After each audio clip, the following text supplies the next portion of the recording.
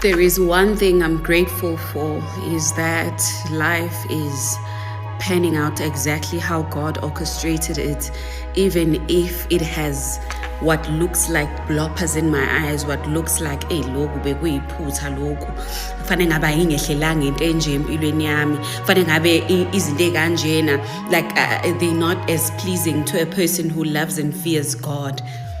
One thing is certain of is that God is orchestrating it exactly how it's supposed to be and exactly how it's supposed to turn out.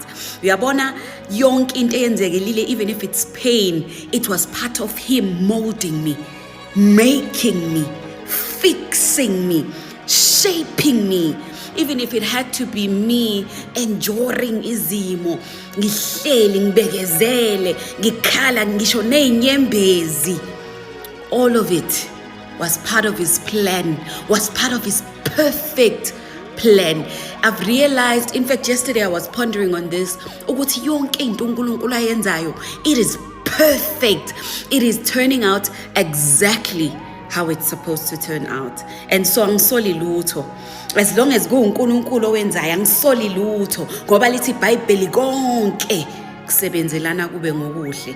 So even lokhu okubi, even if lokhu kubuhlungu, even if lokhu ungathembisi, even if lokhu is aching my heart, but it's still part of Him molding me, shaping me. I'm taking shape from lezimo lezi. I'm taking shape and I'm becoming exactly His masterpiece. That's what the Bible means when it says uNkulunkulu is the master, is the potter, like a clay in the potter's hand. That's how God is shaping me and making me. And so loko nje kuhle, even kukubi emehlweni nami kuhle konke. Lithi iBhayibheli, count it pure joy.